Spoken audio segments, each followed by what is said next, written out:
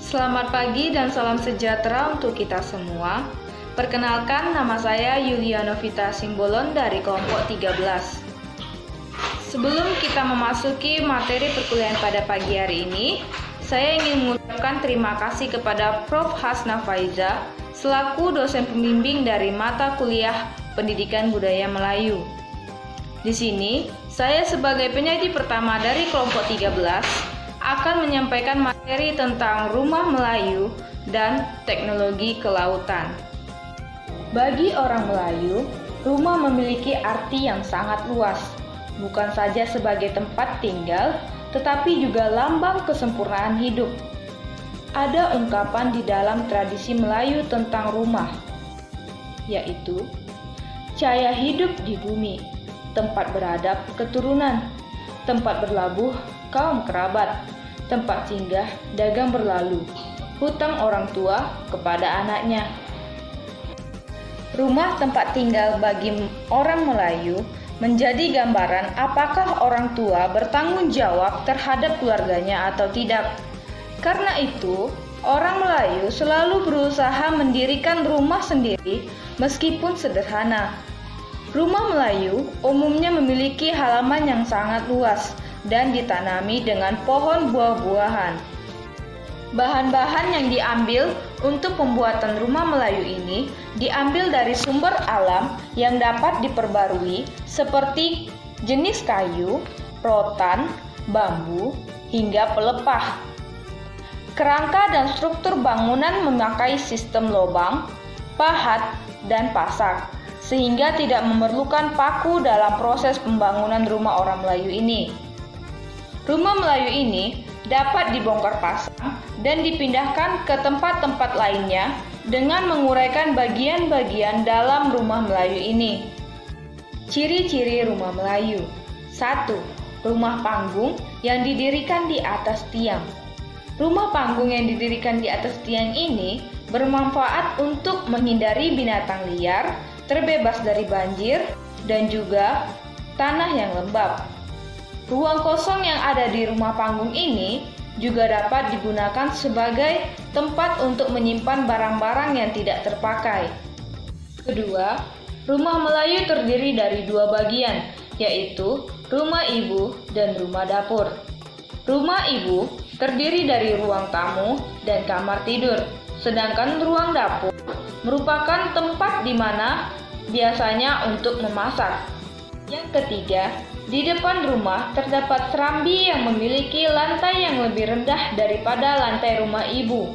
Ruang serambi depan ini digunakan untuk menyambut tamu laki-laki, tamu biasa, dan tetangga-tetangga. Di dalam rumah Melayu terdapat ruang tamu lainnya untuk menyambut tamu-tamu yang memiliki ikatan kekeluargaan yang dekat. Di belakang rumah terdapat pelantar yang digunakan sebagai tempat bekerja yang agak kotor dan tempat kegiatan mencuci. Lantainya biasa terbuat dari belahan nibung, tidak dipaku, tetapi dijalin dengan rotan. Yang kelima, tangga ditempatkan di depan rumah dan di belakang rumah sebagai tambahan. Dan anak tangga dibuat berjumlah ganjil sesuai dengan ajaran Islam. Yang keenam, tiang dapat berupa persegi atau bulat dan jumlah tiang di rumah induk terdapat 24 tiang. Ketujuh, kuda-kuda atap terdiri dari alang yang dipasang melintang di atas tutup tiang. Kedelapan, pintu terdiri dari pintu masuk yang terletak di muka rumah, disebut juga pintu muka. Ada juga pintu malin yang menghubungkan kamar dengan kamar lainnya di ruangan tengah. Pintu ini dibuat khusus untuk keluarga perempuan atau anak gadis apabila ada kepentingan dan tidak harus melewati ruang tengah tempat menerima tamu. Di dalam pembangunan rumah Melayu ada beberapa tahapan yang harus dilewati, yaitu 1. Mendirikan tiang seri di atas fondasi.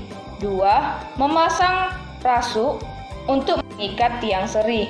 Ketiga, memasang tiang lainnya dan gelegar. Keempat, memasang lantai sementara.